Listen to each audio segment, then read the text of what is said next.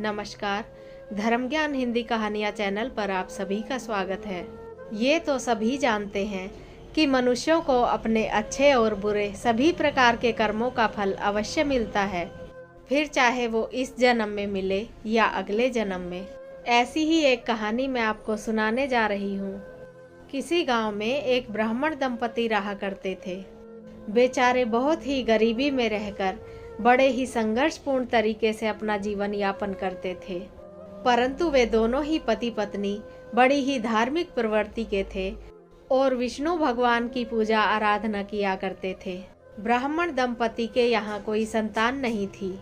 विष्णु आराधना में लीन रहकर दोनों पति पत्नी ने अपने उम्र के पड़ाव को पूरा किया और अंत में मृत्यु को प्राप्त हुए। अगली बार इन ब्राह्मण दंपति का जन्म टिटहरी की योनि में हुआ। दोनों पति पत्नी एक तालाब के किनारे अपना घोंसला बनाकर बड़े प्रेम से रहते थे। सुबह उठकर दोनों विष्णु भगवान का मनन करते और अपने लिए भोजन की व्यवस्था करने निकल जाते और जो कुछ भी मिलता उसे प्रेम भाव से दोनों बांटकर खा लेते। इस प्रकार उन दोनों का समय बड़े अच्छे से व्यतीत हो रहा था। काफी समय गुजरने के बाद टिटहरी को मां बनने का सौभाग्य मिला और उसने कुछ अंडों को जन्म दिया। अब टिटहरी ने अपने पति टिटहरे से कहा कि जब तक हमारे बच्चे इन अंडों से बाहर नहीं निकल जाते, तब तक मैं यहीं पर रहकर इन अंडों की देखभाल करूंगी, जिससे कोई सांप या अन्य जानवर आकर हमारे अंडों को खा ना जाए।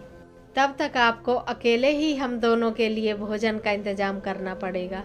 टिटहरा भी अपनी पत्नी की बात पर सहमत हो गया और उस दिन के बाद वो अकेला ही मछलियां बीनने के लिए तालाब में जाने लगा और अपना और अपनी पत्नी दोनों का पेट भरने लगा। जब करीब 10-15 दिन का समय बीत गया तो टिटहरे ने अपनी पत्नी टिटहरी से कहा, मैं अकेला मछलियां बीन बीन कर थक जाता हूँ, इसलिए अब से तुम भी मेरे साथ चला करो। वैसे भी हमारे अंडे तालाब के किनारे पड़े हुए इन पत्थरों के जैसे मालूम पड़ते हैं, इसलिए कोई भी जीव जंतु या जानवर हमारे अंडों को पहचान नहीं पाएगा, इसलिए तुम्हें इतनी चिंता करने की कोई जरूरत नहीं है।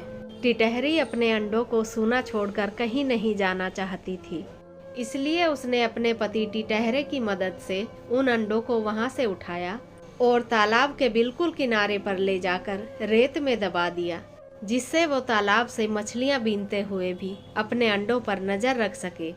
अब टिटहरी और टिटहरा पहले की तरह ही दोनों मिलजुल कर अपने भोजन पानी की व्यवस्था करने लगे। इसी तरह कई दिन बीत गए।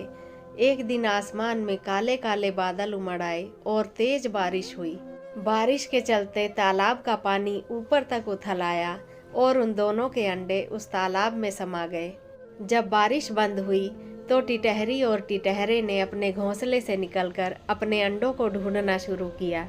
ऐसा करते करते जब कई दिन बीत गए और उन दोनों को अपने अंडे नहीं मिले, तब वे दोनों पति पत्नी अपने आसपास में रहने वाले सभी पंछियों से पूछताछ करने लगे और जब उन्हें किसी से भी कोई संतोषजनक जवाब नहीं मिला तो वे दोनों पक्षी गहरे दुख में डूब गए और अपना अन्न जल सब त्याग करके श्री हरि विष्णु भगवान का ध्यान करके बैठ गए। टिटहरी और टिटहरे को तालाब के किनारे बैठे हुए कई दिन बीत गए। वे हर समय विष्णु भगवान का जाप करते रहते और मन ही मन उनसे प्रार्थना करते रहते कि भगवान किसी तरह उनके अंडों को उन्हें वापस दिला दें। अगर उनके अंडे उन्हें नहीं मिले तो वे दोनों पंछी ऐसे ही भूखे प्यासे रहकर अपने प्राण त्याग देंगे। टिटहरी और टिटहरे को ये प्रण लिए हुए कई दिन का समय हो गया। भूख और प्यास के कारण दोनों पंछी मूर्छित होकर गिर पड़े। उनके भक्ति भाव और अटूट विश्वास को देखकर विष्णु भगवान को उन पर दया आ गई।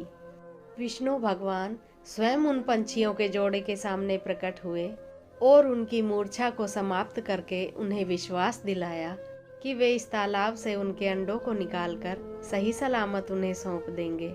इसके बाद विष्णु भगवान ने जल देवता से कहा कि वो इन पंछियों के अंडों को इस तालाब से बाहर निकाल दें। विष्णु भगवान की आज्ञा होने पर तालाब के पानी में एक जोर का उछाल आया और पानी की लहर के साथ उन पंछियों के चारों अंडे तालाब के किनारे पर आ गए। दोनों पंछियों ने विष्णु भगवान का धन्यवाद किया और अपने अंडों को सही सलामत पाकर बहुत खुश हो गए। इसी प्रक्रिया में लगभग 20 दिन का समय गुजर गया।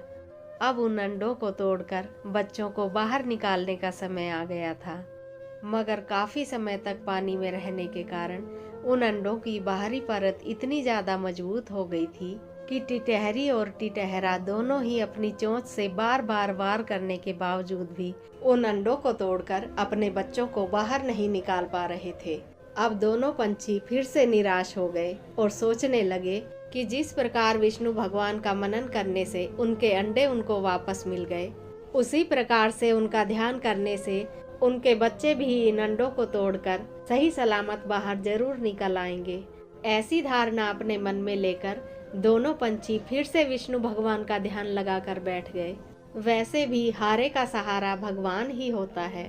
इस बार दोनों पंछियों ने प्रण किया कि अगर हमारे बच्चे इन अंडों से सही सलामत बाहर नहीं निकले तो हम ऐसे ही भूखे प्यासे रहकर यूं ही तड़प तड़प कर अपने प्राण त्याग देंगे।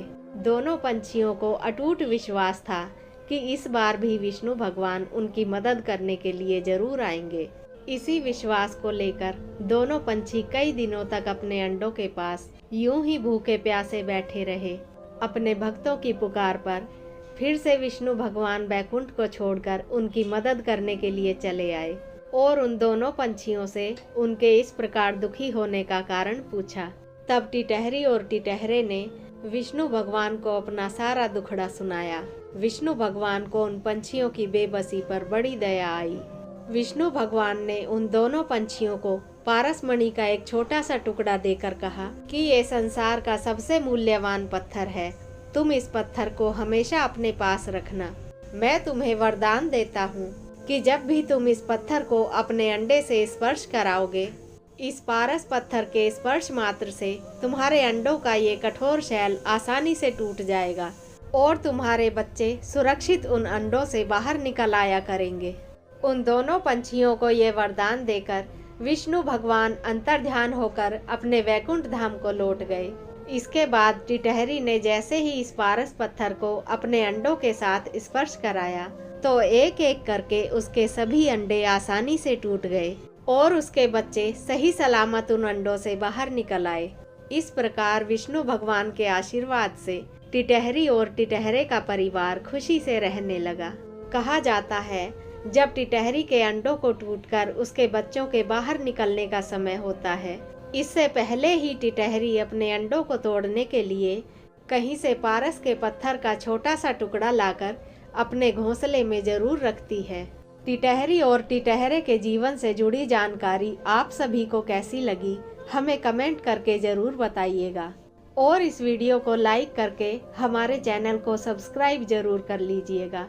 अपना कीमती समय देने के लिए आप सभी का बहुत बहुत धन्यवाद।